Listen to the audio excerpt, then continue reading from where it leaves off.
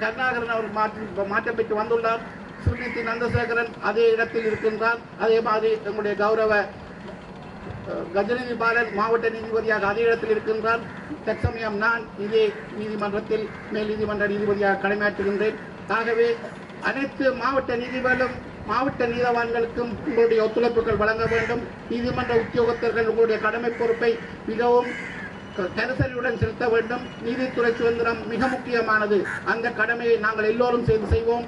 யாழ் மாவட்டம் சுபிட்சம் உள்ள ஒரு மாவட்டமாக மாறட்டும், போதவஸ்து இல்லாத மாவட்டமாக மாறட்டும், மாணவிகளை பாதுகாக்கும் மாவட்டமாக மாறட்டும், பெண்களை பாதுகாக்கும் மாவட்டமாக மாறட்டும், ரவுடித்தனம் காடத்தனம் அளிக்கப்படும் மாவட்டமாக மாறட்டும். இந்த வகையில் யாழ் மாவட்டத்திலிருந்து அனைத்து குற்றச்செயல்களையும் ஒழித்து சமாதானமான சுதந்திரமான யாழ் குடாநாட்டை உருவாக்குவதற்கு நீதித்துறை உத்தியோகத்தர்கள் நீதிபதிகளுடன் ஒத்துழைத்து, பொலிஸ் உத்தியோகத்தர்கள் மறியல் உத்தியோகத்தர்கள் நீதிபதிகளுடன் ஒத்துழைத்து இந்த செயற்பாட்டை செய்வதற்கு உங்களுடைய கடமை பொறுப்பு மிகவும் முக்கியமானது. அந்த கடமையை நீங்கள் நீதிபதிகள் இடும் ஆணைகளை உத்தரவுகளை செயல்படுத்துகின்ற அதை நடைமுறைப்படுத்துகின்ற உத்தியோகத்தர்களாக நீங்கள் காணப்படுகின்றீர்கள். அந்த கடமையை நீங்கள் சிறம்பட செய்ய வேண்டும்.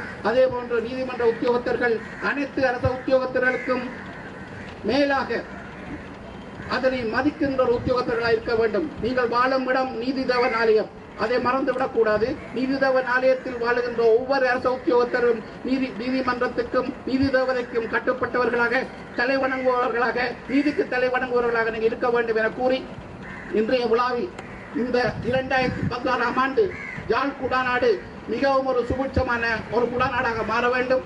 2015ஆம் ஆண்டு எங்களுக்கு கவலைக்குரிய ஆண்டாக மாறியது. நீதிமன்ற தாக்குதல் இடம்பெற்றது. புங்குடுதீவில் ஒரு பெண் பாலியல் வல்லுறவு மாணவி கொலை செய்யப்பட்ட பாரதூரமான நீதித்துறைக்கு சவால் விடுகின்ற சில சம்பவங்கள் நடைபெற்றன.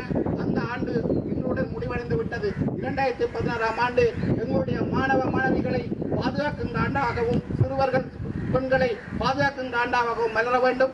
அதுக்கு நீதித்துறை என்றும் துணை நிற்கும்.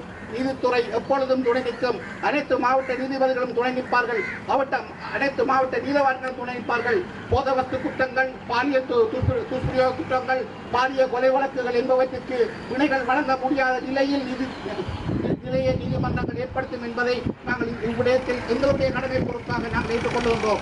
நீதிபதிகள் கடமைகள் செய்யும் போது அது சமூக நலன் கொண்ட ஒரு தீர்ப்பாக அமைய வேண்டும். சமூக நலனை பாதுகாப்பதற்காகத்தான் பாராளுமன்றத்தினால் சட்டங்கள் இயற்றப்படுகின்றன. அந்த சட்டங்களை நடைமுறைப்படுத்தும் கருவிதான் நீதிபதி.